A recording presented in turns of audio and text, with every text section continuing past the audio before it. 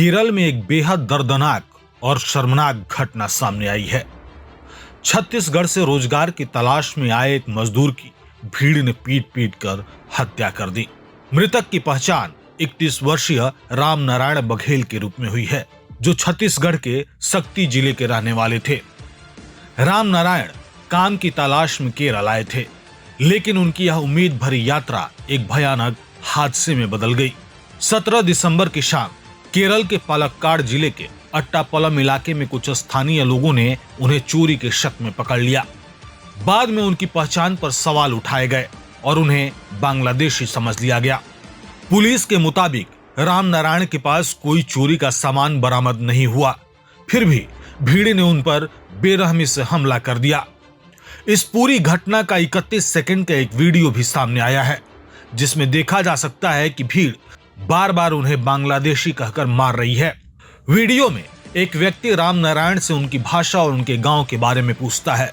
जवाब देने से पहले ही लोग खुद ही कहने लगते हैं तो बांग्लादेशी है।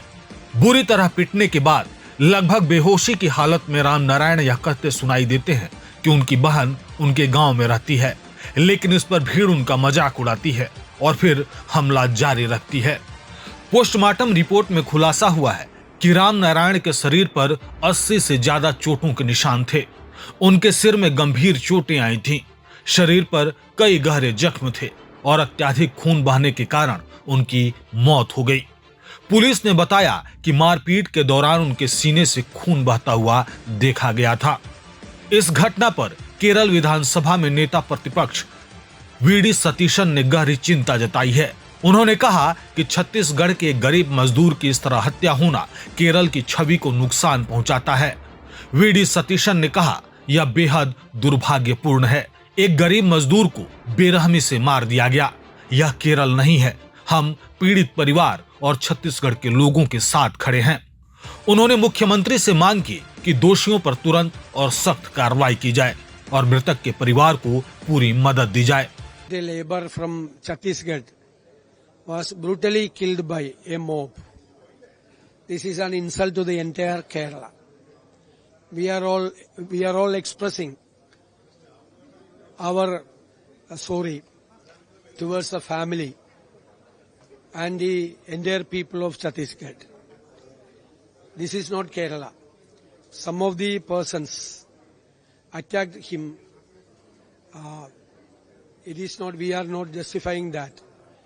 The opposition in Kerala demanded to the Kerala Chief Minister to initiate sufficient action against the culprits. वहीं जिला पुलिस प्रमुख अजीत कुमार ने बताया कि हत्या का मामला दर्ज कर लिया गया है। सभी गिरफ्तार आरोपियों को जेल भेज दिया गया है और जांच अभी जारी है। उन्होंने यह भी कहा कि इस मामले में और लोगों की भूमिका सामने आ सकती है। One person who is belonging to Chhattisgarh, he has been assaulted by some group of persons, and with respect to that, one murder case has been registered and 5 persons have been arrested. 5 of the main accused have been arrested and remanded, and further investigation is going on in the case. फिलहाल यह घटना पूरे देश को झकझोर रही है। एक गरीब मजदूर जो सिर्फ काम की तलाश में घर से निकला था, गलत पहचान और नफरत की वजह से अपनी जान गंवा बैठा। राज्य सरकार पर अब दोषियों को सख्त सजा दिलाने का दबाव लगातार बढ़ता जा रहा है।